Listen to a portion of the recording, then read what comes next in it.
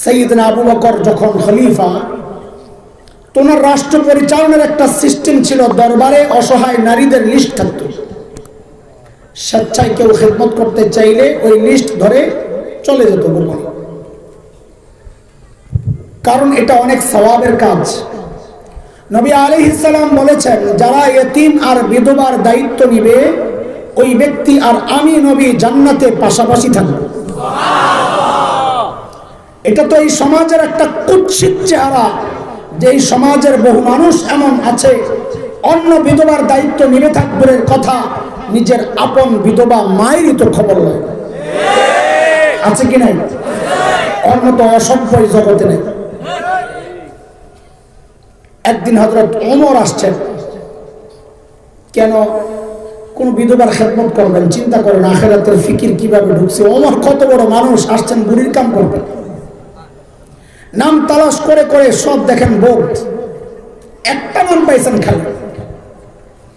ওই নাম ঠিকানা ধরেই হযরত ওমর চলে গেছেন পরদিন সকালে ফজরের পর বুড়ির বাড়িতে। কখন বলেন? বলেন না। কথাটা জিজ্ঞেস কেন করতেছি, এটা কোনো গুরুত্বপূর্ণ বিষয় বলার আগে প্রশ্ন করে নেওয়া, এটা কোরআনের এবং হাদিসের সিস্টেম।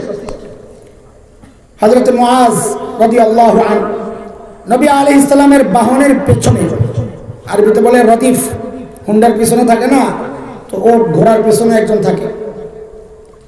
নবী ডাক দিলেন, ইয়া মুআজ, ওই মুআজ। হযরত মুআজ বলেন, আমি জবাব দিলাম, লাব্বাইকা ওয়া সাআদাইকা ইয়া রাসূলুল্লাহ, আমি হাজির। নবী আবার ডাক দিলেন, ইয়া মুআজ। হযরত মুআজ আবার জবাব দিলেন। নবী আবার ডাক দিলেন, হযরত মুআজ আবার জবাব দিলেন। হযরত মুআজ বলেন, এই যে নবী আমাকে বারবার ডাকছেন, আমিও বারবার জবাব দিচ্ছি, এর মানে এটা মনে করো না যে আমাদের মধ্যে অনেক দূরত্ব, আমরা কেউ কারো কথা শুনছি না, ব্যাপারটা এমন না। লাইসা বাইনি ওয়া বাইনাহু ইল্লা মুখারাতার রাহিল, নবী আর আমার মাঝখানে বাহনের মধ্যে একটা কাঠ বসায় হেলান দেওয়ার জন্য, পেছনের জন ধরার জন্য। তো বলেন, নবী আর আমার মাঝখানে শুধু একটা কাঠ, মুখারা। এই দূরত্বের পরেও নবী বারবার আমাকে ডেকেছেন কেন? যেন আমি কান খাড়া করে অন্তর দিয়া ভালো করে কথাটা শুনি। আল কারিয়া দেন না, আল কারিয়া, আল কারিয়া, মাল কারিয়া, ওয়া মা আদরাকা মাল কারিয়া। কারিয়া, কারিয়া কি চিনেন আপনি? কারিয়া তো এত প্রশ্নের দরকার কি? ডাইরেক্ট বললেই তো হয় কারিয়া কি জিনিস। এটা হলো আল্লাহ তাআলার একটা সিস্টেম, প্রশ্ন করে যেন পুরো মনোযোগ আসে। বলেন এইবার বুড়ির বাড়িতে হযরত ওমর কখন গেছে? কেন জিজ্ঞেস করতেছি? কারণ সাহাবায়ে কেরাম দিনের কাজ শুরু করতেন ফজরের পর। কেন? কারণ নবী আলাইহিস সালাম যারা সকালে কাজ করেন তাদের জন্য বরকতের দোয়া করছেন আল্লাহর কাছে। বিখ্যাত আলিম শেখ ইবনুল কাইয়িম রাহমাতুল্লাহি আলাইহি, জাদুল মাআদে আসছে, শেখ ইবনুল কাইয়িম রাহমাতুল্লাহি আলাইহি বলেন, যারা সকালে ঘুমায় ওদের ঘর থেকে জিন্দেগিতে অভাব দূর হবে না। এবার ভালো করে ঘুমান না, বিকালে হুজুরের কাছে যায়, হুজুর একটা তাবিজ দেন। কি জন্য? দোকানে বেচা কিনা হয় না। গাদা, দোকানের বেচা কিনার বরকত তো সকালে ঘুমাইয়া খাইছো তুমি। ঠিক তো জোরেই কইলেন, কিন্তু ঘুমান তো সবাই, আমিও তো আসামি। আমরা সকালে না ঘুমাইয়া করুন কি কোন সারা রাত সফর, তো বলে তো আপনার ঘর থেকে অভাব চাইব না। ওইটা নিয়ে তুমি টেনশন করো না, আল্লাহর লগে কথাবার্তা আছে। আল্লাহ সবাইরে সকালে দিয়েন, আমগোটা বিকালে দিয়ে না, উপায় নাই। আল্লাহ পরদিন সকাল সাইয়েদিনা ওমর ইবনুল খাত্তাব বুড়ির দরজা নক করে বলে, মারে আপনার ঘরের কাজগুলো করার জন্য আমি ওমর ইবনুল খাত্তাব হাজির। বুড়ি ভেতর থেকে জবাব দেন, বাবারে প্রতিদিন যে আল্লাহর বান্দা আমার ঘরের কাজগুলো করেন, তিনি ইতিমধ্যেই কাজ করে চলে গেছেন।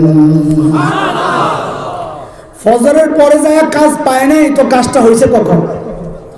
ফজরের আগে। হযরত ওমর চিন্তা করলেন, তাইলে আমাকে আরো আগে আসা লাগবে। ওই চিন্তায় সাইয়েদনা ওমর ইবনুল খাত্তাব পরদিন তাহাজ্জুদের ওয়াক্ত বুড়ির দরজা নক করে বলে, মারে আপনার ঘরের কাজগুলো করার জন্য আমি ওমর ইবনুল খাত্তাব হাজির। হযরত ওমরকে অবাক করে বুড়ি আজকে জবাব দিচ্ছেন, বাবারে প্রতিদিন যে আল্লাহর বান্দা আমার ঘরের কাজগুলো করেন, তিনি ইতিমধ্যেই কাজ করে চলে গেছেন। ওই কখন তাহাজ্জুদের ওয়াক্ত চিনেন না? চিনেন না? কখন? শেষ রাত্রে। ভালোই গেছেন, 3টা বাজে। ঠিক আছে, ঠিক আছে, একটা হইলো তো, একতলা ভাষার কি যা বুঝলাম। আমার ওইটা মাকসাদ না, আমার মাকসাদ একটা ডিজিটাল ব্যাখ্যা দেওয়া। শুনবেন না?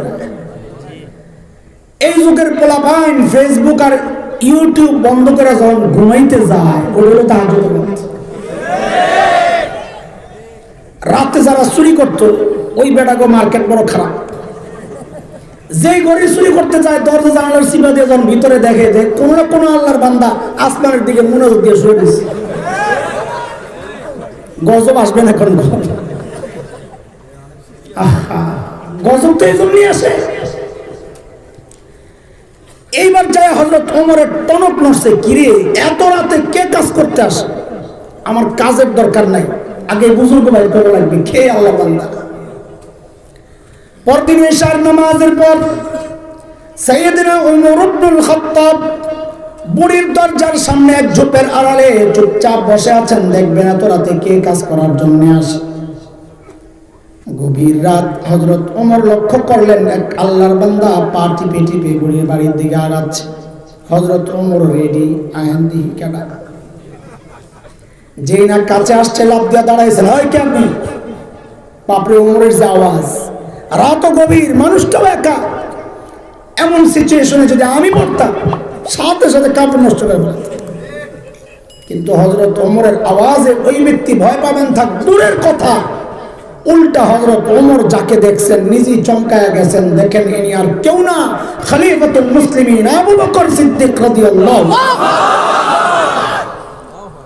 ওমর তো অবাক হয়ে গেছেন। আবু বকর, আপনি? ঘটনা কি? পায়ের দিকে তাকায় দেয়, জুতা নেই।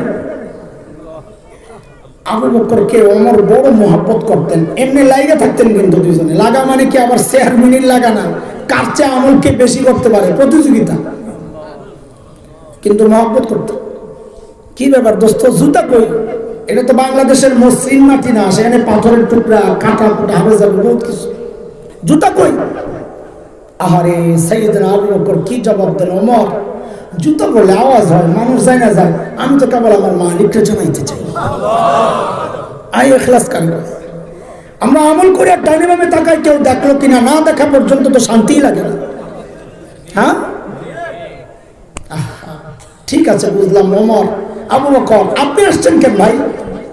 সারাদিন প্রশাসনিক কাজে ব্যস্ত থাকেন, রাতে একটু ঘুমাবেন, তা না আপনি আসছেন এই রাতে বুড়ির বাড়ির কাজ করার জন্য। কেন রে ভাই, আমরা নাই, আমরা মরে গেছি। তা হযরত আবু বকর কি জবাব দিলেন দোস্ত, ওই জবাবটাই আমার বয়ান। অল্প কথা, কিন্তু জবাবটা এখনই শোনাচ্ছি না। কেন? জবাবটার ওজন কত এটা বুঝতে হলে আগে আবু বকরের ওজন বোঝা লাগবে। কারণ ব্যক্তির ওজনের উপর কথার ওজন ওঠানামা করে। ধরেন আপনার রাস্তায় এক ভিক্ষুকের সাথে দেখা, আপনাকে বলল কালকে দেখা করিস, তোকে খুশি করে দেব। তা আপনি মনে মনে হাসবেন, নিজে ভিক্ষা করে খায়, আবার আমারই খুশি করবে, পাগলা কোথাকার। কিন্তু যদি এলাকার এমপি সাহেব আপনাকে বলে ওই কালকে দেখা করিস, খুশি করে দেব, তখন হাসবেন না আশা করবেন? করবেন তো। কেন? কথা তো একটাই, ওই যে ব্যক্তির ওজন বাড়ছে, তো কথারও ওজন বেড়ে গেছে। বুঝে আসছে না? আবু বকর কত বড় মানুষ, আল্লাহু আকবার। আরে আমার বড় প্রিয় মানুষ আবু বকর, খুব পড়ি আমি আবু বকর, কিছু পাইনি বলি, আর যত পড়ি ততই মুগ্ধ হই। কি মানুষ এটা, আয় হায় হায়। একদিন আম্মা জানা আয়েশা মদিনার স্বচ্ছ পরিষ্কার আকাশের দিকে তাকায়া তাকায়া দেখেন লক্ষ লক্ষ নক্ষত্র দেখা যায়। মদিনার আকাশ তো আমাদের মতো মেঘলা না, কুয়াশাচ্ছন্ন না, পরিষ্কার ক্লিয়ার। আম্মা জান নবীকে জিজ্ঞেস করেন, ওগো আল্লাহর হাবিব, আপনার উম্মতের মধ্যে এমন কেউ কি আছেন যার আমলের পরিমাণ ওই নক্ষত্রের চেয়ে বেশি? কেউ কি আছেন ইয়া রাসূলুল্লাহ? আল্লাহর হাবিব বলেন, আয়েশা আছে একজন। কয়জন? আম্মা জান তো মনে মনে খুশি, জানি তো একজনকে, আমার আব্বাই তো, আবু বকর তো। বলে জানলে আবার জিজ্ঞেস করছো কেন খামাখা কথা? জানোই যখন তো জিজ্ঞেস করছো কেন? দুনিয়ার সব মেয়েদের স্বভাব, সব মেয়েরাই চায় স্বামীর মুখ দিয়ে একটু বাবার বাড়ির প্রশংসা শুনতে। ঠিক, একদিন খালি বদনাম করে দেখেন, এক সপ্তাহ তরকারি মজা হয়। কথা বলে এই বিপদে খালি হাসান জামিল একাই, আর সবাই খুব ভালো আছে। কথা কয় না? আরে কথা তো বলেন না, ডরাইতেছেন, ধরে গেলে ধরবে নাকি? খুশি যে আজকে হুজুরি দিয়া সাইজ করতেছি, আমি তো পারি না কিচ্ছু। খুব খুশি না? গাদা সাইজ তোমারে করা হয়েছে, তুমি টের পাও নাই কেন? কারণ তার মা বাবার প্রশংসা করলে তার খুশি লাগে, বদনাম করলে কষ্ট লাগে। সন্তান হিসাবে এটাই তো হওয়ার কথা। খারাপ তো তুই। এই বউ যখন তোর মা বাবার বদনাম তোর কানে ঢুকায়, তোর কষ্ট লাগে না? বউয়ের কথায় যায় মা বাবার সাথে খারাপ আচরণ করে, খারাপ তো তুই, বউ তো ঠিকই আছে। আল্লাহর হাবিব বলেন, আয়েশা আছে একজন, ও আয়েশা, আমার যে উম্মতের আমল ওই নক্ষত্রের চেয়ে বেশি। আয়েশা, সে হচ্ছে ওমর ইবনুল খাত্তাব। কে কে? হায় হায়, এখন আম্মা জানের অবস্থা কি? মুখটা একদম মলিন হয়ে গেছে। কি আশা করলাম নবী কি বললেন এটা? আল্লাহর হাবিব তো চেহারা দেখেই বুঝছেন যে ভিতরে গন্ডগোল চলতেছে। স্বামী স্ত্রীর এক, এটা আল্লাহ প্রদত্ত সম্পর্ক, মাওয়াদ্দা ও রাহমা, কোরআনের দুইটা শব্দ, গভীর সম্পর্ক। স্বামী একটু মাইন্ড করলে বিবি টের পায়, বিবি একটু মাইন্ড করলে স্বামী টের পায়। কথা ঠিক কিনা? বলো ভাই, ঠিক করে দেন না কারবার গড়বড় করে আবার ঠিক করে। কি বুঝোস রে? আব্বা আম্মারে দেখে না? এমনি তো একটা কথাই আছে, ইংরেজিতে বলে face is the index of mind. মানুষের ভিতরে কি কাজ করে এটা তার চেহারায় প্রকাশ পায়। আম্মা জানের চেহারা দেখেই নবী বুঝছেন ভিতরে গন্ডগোল চলতেছে। তো নবী সান্ত্বনা দিচ্ছেন, আয়েশা, তুমি ভেবেছিলে তোমার বাবার নাম বলবো না? আরে আয়েশা, শোনো শোনো, তোমার বাবা আবু বকরের হিসাবটা আলাদা, কেন তুমি মিলাও? আমার গোটা উম্মতের আমল যদি এক পাল্লায় করা হয়, আর একা তোমার বাবা আবু বকরের আমল যদি আরেক পাল্লায় করা হয়, ও আয়েশা, তোমার বাবা আবু বকরের পাল্লা ভারী হয়ে যাবে। আবু বকর চিনে? আল্লাহ আল্লাহ। একদিন হযরত ওমর আসছেন, আয়েশা বলেন কি জানেন দোস্ত, আপনার সাথে একটা লেনদেন করতে চাই। লেনদেন? কে বলে? কাকে? আবু বকর। তাও কি লেনদেন করবেন আপনি? কয় দোস্ত, আমার সারা জিন্দেগির যত আমল আছে সব আপনারে দিয়ে দিতে চাই। আবু বকর কি রে, ওমর তো ভালো মানুষ হয়ে গেল কবে? সারা জিন্দেগি আমার সাথে আমল নিয়ে করলো প্রতিযোগিতা, আর এখন বলে সব দিয়ে দিব না? আরে এনে কোনো গাপলা আছে, কোনো গোমর আছে? আবু বকর মানুষ সরল সোজা, কিন্তু ব্যাকপন্ত না। বুঝেন না এই কথা? এই যে আমরা হুজুর করে দেখেন, আবু বকরের সন্তান, দেখতে মনে হয় দুনিয়ার কিচ্ছু জানে না, পাবলিক ওইটাই মনে করে হুজুরের কিচ্ছু বুঝে না, সব বুঝে হেরা। বোকা যার সিনায় কোরআন হাদিসের ইলম, সে বোকা না। বোকা তো সে যে আসমানি ইলম থেকে বঞ্চিত। আলেম বোকা হয় না, সরল সোজা হয়। আমাদের একজন বড় মুফাসসির ছিলেন আল্লামা মুস্তাফা আল হুসাইনি রাহমাতুল্লাহি আলাইহি, মনে আছে নি? আমাদের মতো তো ভুনবান ছিল না, দেখলে মনে হয়তো কোন মসজিদের অস্থায়ী মসজিদ। অস্থায়ী মসজিদ বলেন তো, মসজিদ নতুন বিয়ে করছে, এমন বেচারা শ্বশুর বাড়ি যাইতে মনে চায়। এসার নামাজ পড়া এলাকার মুরব্বী একটা ডাক দিয়েছে, চাচা একটু যদি ফজরের আজানটা দিতেন, একটু শ্বশুর বাড়িতে ঘুরে আইতাম।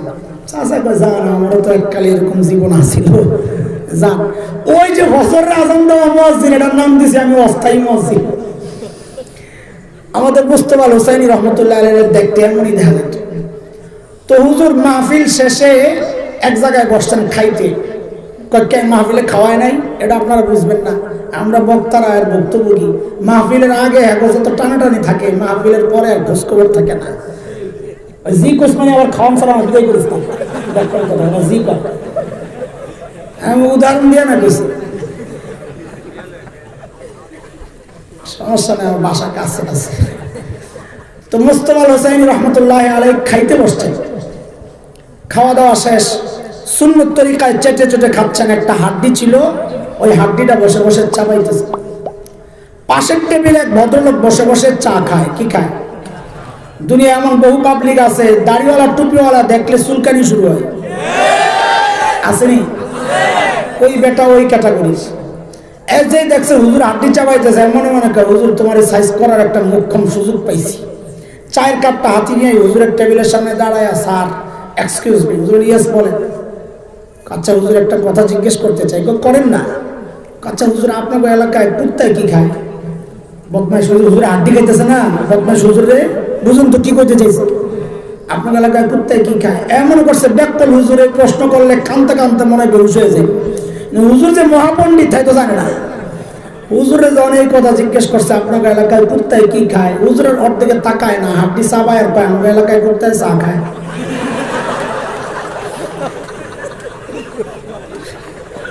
মৌলবীরে ব্যাককল হয়েছে তোমরা।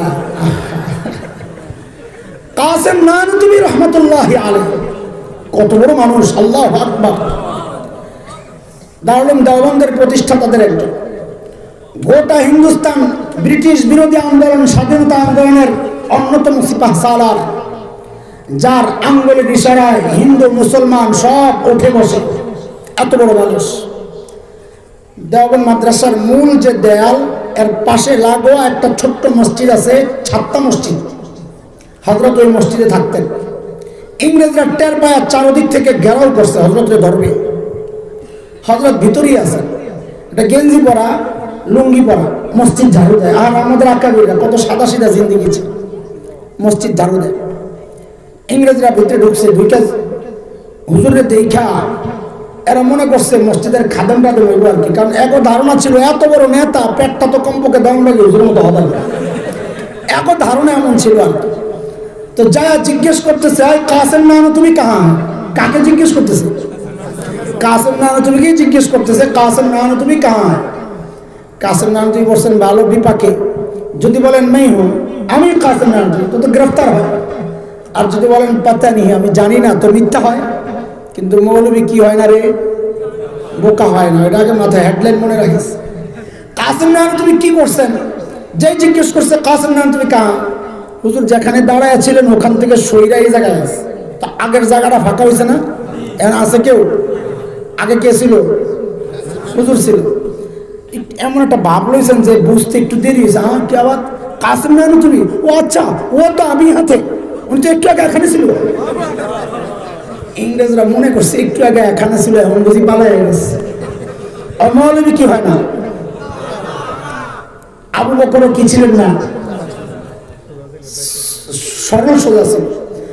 সূরা লাহাব যখন নাযিল হয়েছে, তো সূরা লাহাবের মধ্যে আবু লাহাবের বউয়ের কথাও আছে। উম্মে জামিল বিনতে হারব ইবনে উমাইয়া, আবু লাহাবের বউর নাম। ওটার মধ্যে আছে তোরও সাইজ করা হইবে। বিডি তো শুনি না, এমন সেটা চাচ্ছে। পাথর একটা লইছে, নবীরে মারবে। কাবার দিকে রওনা দিচ্ছে। নবী আলাইহিস সালাম কাবার পাশে বসে বসে তিলাওয়াত করতেছেন। সাইয়েদনা আবু বকর পাশে বসে বসে পাহারা দেয়। আর আবু বকর পাহারা দিয়েও যে কত মাইর খেয়েছে। আবু বকর দেখছে উম্মে জামিল আসতেছে, দেখছেন নবীর কানে কানে বলতেছেন, ইয়া রাসূলুল্লাহ উম্মে জামিল আসতেছে, হাতের পাথর নমুনা বেশি একটা ভালো লাগতেছে না, না জানি আপনারে মানে। নবী আলাইহিস সালাম বলেন, আবু বকর আপনি ভয় পেয়েন না, উম্মে জামিলকে আসতে দেন, আসতে দেন। বলে কেন? বলে উম্মে জামিল আয়েশা আমারে দেখবি না। কেন? এটা নবীর মুজিজা, আল্লাহ আগে জানায় রাখছেন। সূরা বনী ইসরাইল আয়াত 45 পারা 15, হাফিজে কোরআন ধরলে 5 পৃষ্ঠা 5 নম্বর লাইন। فإذا قرأت القرآن جعلنا بينك وبين الذين لا يؤمنون بالآخرة حجابا مستورا। নবী আপনি যখন তিলাওয়াত করবেন তো আপনার আর বেঈমানদের মাঝখানে আমি নিরাপত্তা পর্দা দিয়ে দিব, আর আপনাকে দেখবে না। ঠিকই উম্মে জামিল আয়েশা খালি খোঁজে। আবু বকর তো দেখে বলছে, সান্দু তুমি তো দেখো না। এখন না পাইয়া ধরছে আবু বকর রে, ওই মোল্লা। তখন তার মোল্লা কয় নাই, যা কইছে সময়ের শব্দ দিয়ে আমি তর্জমা করলাম আর কি। ওই মোল্লা মুহাম্মদ কই, তোর দোস্ত কই? এখন আবু বকর যদি বলেন লা আদরি, আমি জানি না, তো আবু বকরের সিদ্দিক কাটা যায়, মিথ্যাবাদী হবে। আর যদি বলেন এই যে, আবু বকর মাইর খায়। কারণ আবু বকর করবো এই যে, উম্মে জামিল করবো কইছে, হয়তো দেয় না, খাবেনি মাইর। আবু বকর কি চালাক, যে জিজ্ঞেস করছে তোমার দোস্ত কই, মোহাম্মদ কই, আবু বকর আস্তে করে কয় খুঁজে দাও। কি কয়? খুঁজে দাও। এটা কি সত্য কথা না মিথ্যা কথা? আরে কোনোটাই না বেটা, মাদ্রাসা ছাত্র জুমলা ইনশা আমরের মধ্যে সত্য মিথ্যা আছে নাকি বেটা? কি জুমলা ইনশার মধ্যে কোনো সত্য মিথ্যা আছে? খুঁজে দেখো। উম্মে জামিল মনে করছে কি আবু বকর জানে না, এরে খুঁজতে কইতেছে গেছে, এলেতে গেছে। হিজরতের সময় নবী আর আবু বকর মদিনার রাস্তায়, কয়টা শোনার মতো করে, এগুলো গাঠটি আছে আমার কাছে। মদিনার রাস্তায় নবী আর আবু বকর, কাফেররা খুঁজতেছে, ধরতে পারলি 100 পুরস্কার। এমন জায়গায় খবর চলে গেছে যারা আবু বকরও চিনে না, নবীও চিনে না, কিন্তু খুঁজতেছে, যদি লেগে যায়। খুঁজতে খুঁজতে এক জায়গায় এক কাফেলার হাতে নবী আর আবু বকর ধরা পড়ছে। আবু বকর সামনে, নবী পেছনে। আবু বকরের ধৈর্য এরা জিজ্ঞেস করতেছে, মাম্মাক তোমার সাথে এই লোককে? এখন আবু বকর যদি বলেন লা আরিফ, আমি চিনি না, তো মিথ্যাবাদী হয়। আর যদি বলেন ইনি আমার নবী, তো নবী শেষ হয়।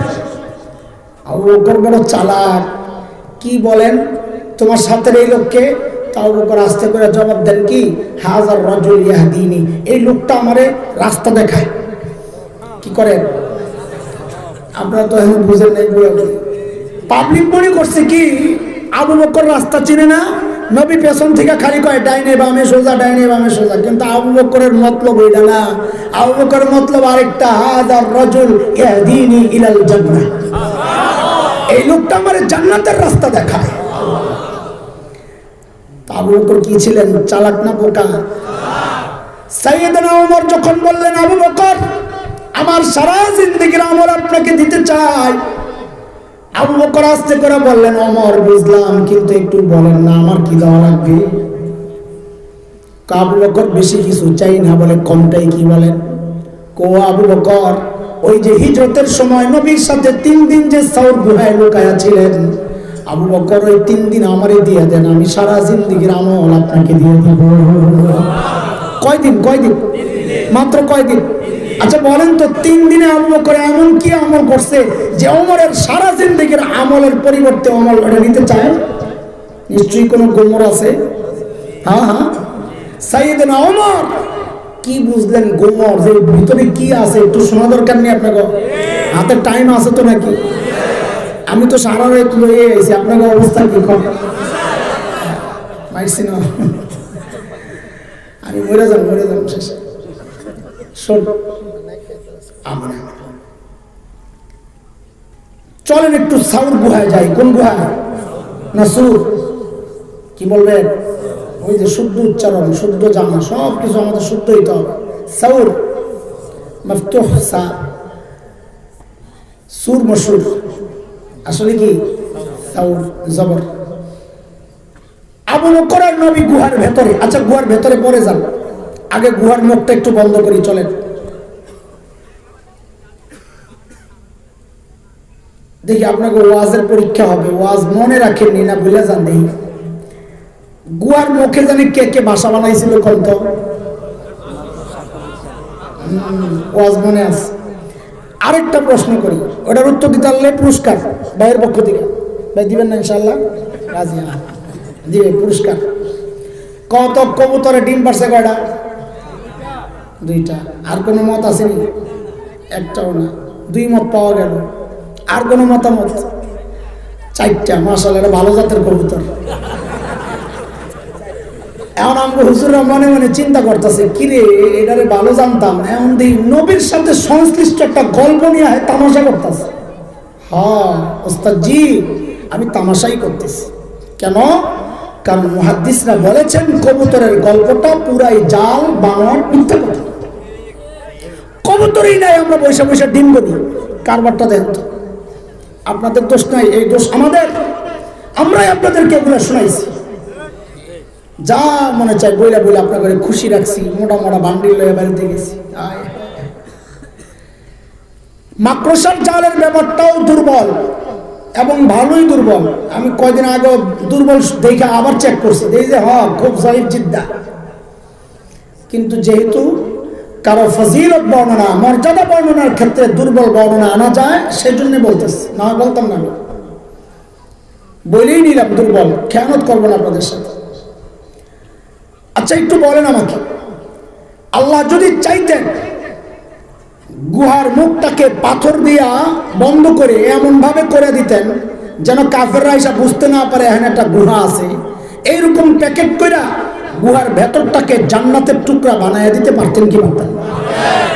আল্লাহ তা করেছেন? না করে মাকড়সার জাল বুনে দিলেন। কেন? মাকড়সার জাল অনেক শক্তিশালী যে কাফেররা এটা ছিদ্র করে ছেদ করে ভেতরে ঢুকতে পারবে না। এমন না দুর্বল? আরে কথা তো বলেন, মাকড়সার জাল শক্তিশালী না দুর্বল? তো এই দুর্বল বাড়ি দিয়া ঘর দিয়া আল্লাহ নবীকে কত দুর্বল মাকড়সার জাল। সূরা আনকাবুতে আসছে না, ওয়া ইন্না আহওয়ানাল বুয়ুতি লাবাইতুল আনকাবুত। জগতের সবচেয়ে দুর্বল ঘরের নাম হচ্ছে মাকড়সার ঘর। এই দুর্বল ঘর দিয়ে আল্লাহ নবী আর আবু বকরকে রক্ষা করতেছেন। কারণ কি? আল্লাহ তাআলা দেখায় দিয়েছেন, ও আমার বান্দা দেখ দেখ, আমি যদি আমার দিন বাঁচাতে চাই তো আমার ট্যাঙ্ক কামান লাগে না, সাবমেরিন লাগে না, আমার লাখো সৈন্য লাগে না, আমার পারমাণবিক বম লাগে না, আমার বিধ্বংসী বিমান লাগে না। আমি আমার দিন বাঁচাইতে চাইলে আমি মাকড়সার জাল দিয়ে বাঁচাইয়া দিতে পারি। তবে শর্ত আছে, শর্ত হলো ঈমান লাগবে আবু বকরের ঈমান। কার ঈমান? মুসলমানের ঈমান যদি ঠিক হয় তো মুসলমানকে বাঁচাবেন কি? কেউ পরাজিত করতে পারবে না, এই শক্তি দুনিয়ার কারণ নাই। শেখ ওমর মুখতার, লিবিয়ার বিখ্যাত বিপ্লবী, শতাব্দীর অন্যতম শ্রেষ্ঠ বিপ্লবী বীর শেখ ওমর মুখতার, ইটালি দখলে আসছে, লিবিয়া দখলে নিচ্ছে। ওই সময়ে 100 বর্ষ আগে সাম্রাজ্যবাদীরা, বিশেষ করে ভূমধ্যসাগরের পরের অংশে মানে ইউরোপিয়ানরা দুর্বল দেশ যায় দখল করে সম্পদ লুটে নিত। যেমন ব্রিটেন আইসা আমাদের উপমহাদেশ দখল করছে, ইটালি যায় লিবিয়া, লিবিয়া হচ্ছে আফ্রিকা, আরব আফ্রিকার কোনা, মিশরের পরে। তো লিবিয়া দখলে নিচ্ছে। শেখ ওমর মুখতার প্রতিরোধ যুদ্ধ চালায় যাচ্ছেন।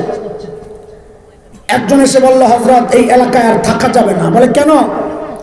বলে তারা বিমান দিয়ে বম্বিং করবে, বিমান বিধ্বংসী, কোনো অস্ত্র আমাদের নাই, আমরা মোকাবেলা কেমনে করব?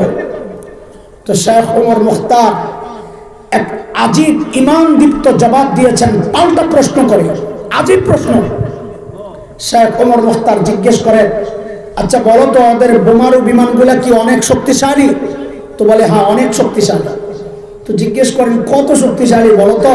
ওই বিমানগুলা আরশের উপরে দিয়ে যায় না আরশের নিচে দিয়ে যায়?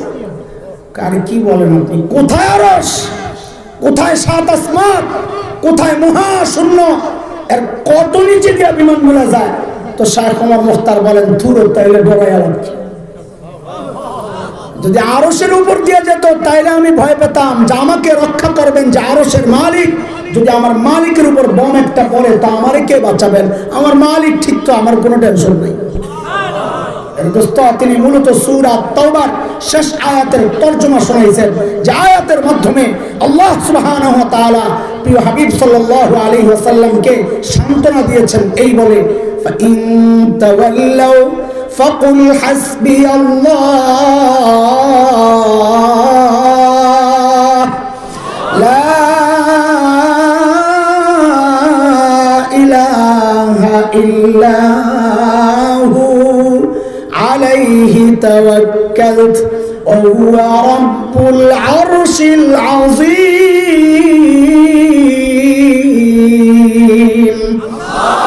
যার মালিক আরশে আযীমের রব, তাদেরকে পরাজিত করে এমন শক্তি দুনিয়ায় আসে নাই, আসবেও না। কথা বলেন ঠিক কিনা? ইতিহাস তাই বলে। নমরুদের মালিক ছিল না, নমরুদ পরাজিত হয়েছে। খলিল ইব্রাহিমের মালিক ছিল, খলিল জিতে গেছেন। ফেরাউনের মালিক ছিল না, পরাজিত হয়েছে। মুসা আলাইহিস সালামের মালিক ছিল, জিতে গেছেন। উতবা শাইবা আবু জাহেল আবু লাহাবদের মালিক ছিল না, পরাজিত হয়েছে। বিলাল হাবশীদের মালিক ছিল, জিতে গেছেন। আল্লাহর সিস্টেমের কোনো হেরফের হয় না। সূরা আহজাব মালিক বলেছেন, সুন্নাতাল্লাহিল্লাতী ক্বাদ খালাত মিন ক্বাবলু ওয়া লান তাজিদা লিসুন্নাতিল্লাহি তাবদীলা। সিস্টেম আগে যা ছিল এখনো তাই, ভবিষ্যতেও তাই থাকবে। যাদের মালিক আছে তাদের পরাজয় নাই। সাম্প্রতিক কালে আমরা দেখেছি ওই পাগড়িওয়ালা জুব্বাওয়ালা দুর্বল আফগান তালিবান, তাদেরকে দেখেছি পরাশক্তি আমেরিকাকে পরাজিত করতে। কেন? আমেরিকার মালিক নাই, কুত্তার মতো পালাতে বাধ্য হয়েছে।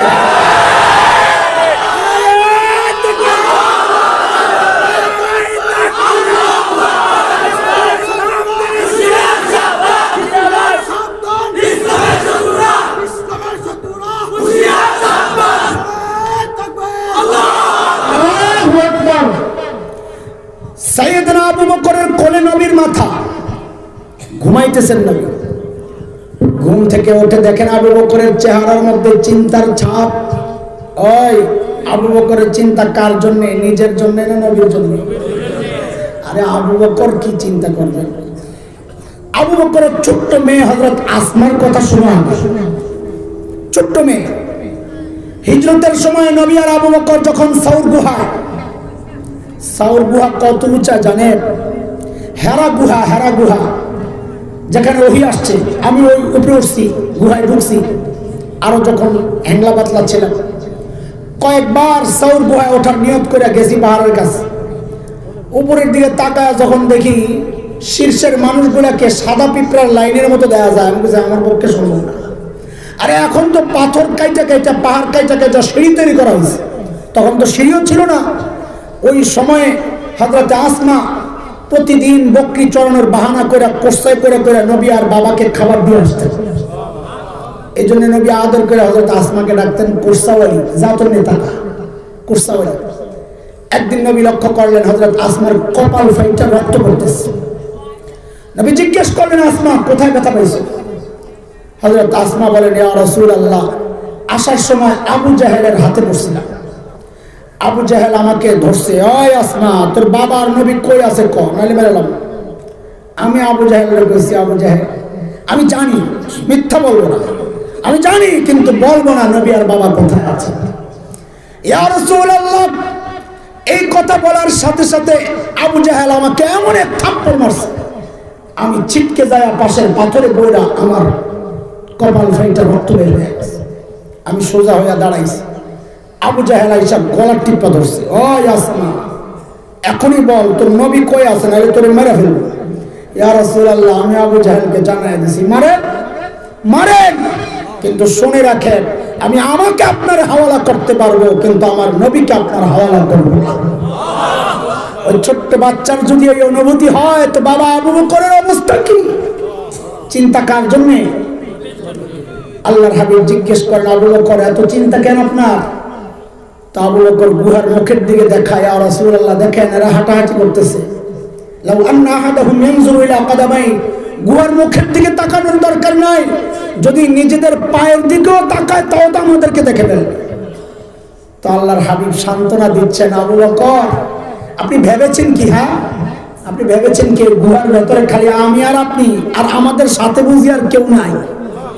না আবু বকর না, এই গুহায় কেবল আমি আর আপনি না, আমাদের সাথে আল্লাহ আছে। আল্লাহ তাআলার নবীর এই সান্ত্বনার কথাটুকু আল্লাহর এত পছন্দ হয়েছে, আল্লাহ সূরা আত-তাওবার একটা আয়াতের টুকরা বানায়া নাযিল করে দিয়েছেন। মালিক বলেন, ইযহুমা ফিল গার ইয ইয়াকুলু লিসাহিবিহি, আয় হায়, এই সূক্ষ্ম সূক্ষ্ম রস যদি বাইর করতে যাই সময় অনেক বেশি যাবে, কিন্তু মনেও চায় না, যেগুলো বাদ দিয়া যায় আমার খালি গুতায় আশপাশ থেকে। ইযহুমা ফিল গার, দুইজন যখন গুহায়, ইয ইয়াকুলু লিসাহিবিহি, একজন যখন তার সাহাবীকে বললেন, একজন মানে নবী, সাহাবী মানে কে?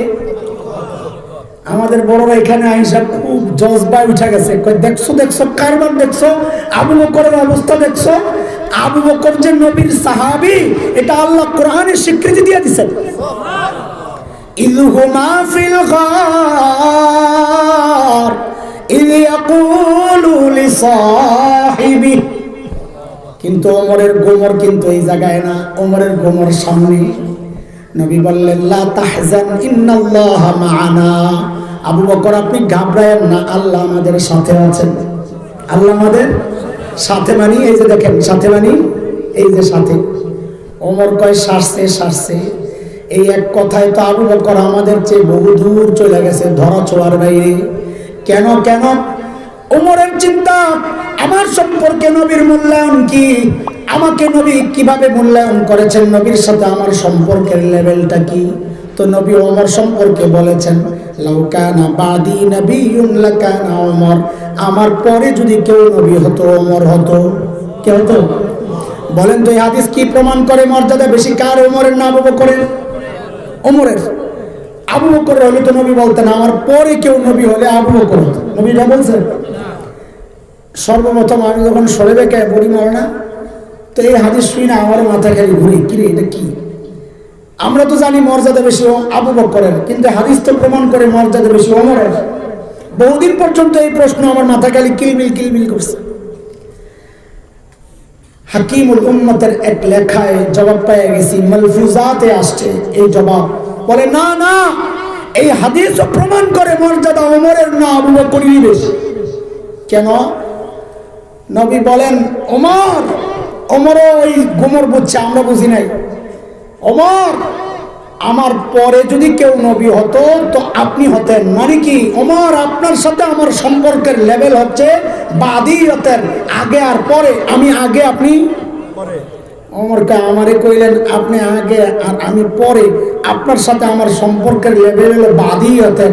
আর আবু বকর 3 দিন থাকছে, আবু বকরের নবী কয় আপনি ঘাবড়ায়েন না, ইন্নাল্লাহ মাআনা, আমিও আপনার সাথে, আল্লাহও আপনার সাথে। আবু বকর, আপনার সাথে আমার সম্পর্কের লেভেল হচ্ছে মাইয়তের। যেন নবী বললেন, ওমর, আমার পরে কেউ নবী হলে ওমর হতো, আর আমার সাথে কেউ নবী হলে তো আবু বকর হতো। ওমর কয় আমার সারা জিন্দেগির আমলের দরকার নাই, ওটা লয়ে যান, কারণ এটা দিয়ে তো পাইছে বাদিয়তের মুকুট, আগে আর পরের সম্মান। 3 দিন দিয়ে দেন, কারণ এটা দিলেই তো মাইয়তের সাথে মুকুটটা পড়ে গেল। ওমর বুঝছেন গোমর, আবু বকর কি বোকা? আবু বকর বুঝেন নাই? আবু বকর কি জবাব দিলেন দোস্ত? আজ থেকে 10-12 বছর আগে হাকিমুল ইসলাম কারি তৈয়ব রহমতুল্লাহ আলাইহির এক লেখায় যখন আবু বকরের এই জবাবটা আমি পড়ি, ওয়াল্লাহি আল্লাহকে হাজির নাজির রেখে বলতেছি, সাথে আমি কেঁদে ফেলছি। আরে কি মানুষ আবু বকর, কি মানুষ আবু বকর। ওমর যখন বললেন দিয়ে দেন না, তা আবু বকর কি বলে জানেন দোস্ত? বলেন কি? আরে বলেন কি ওমর, আমি যদি এই 3 দিন আপনারে দিয়ে দেই তা আমার আর থাকে কি? আমি তো ভাই জীবনে কিছু করতে পারি নাই রে ভাই, 3 দিনই তো আমার পুঁজি। আবু বকর বলে জীবনে কিছু করতে পারে নাই। আরে কি করেন নাই আবু বকর নবীর জন্য? কি করেন নাই? সব দিয়া শেষ, মসজিদে নববীতে বসে বসে কাঁদতেছে।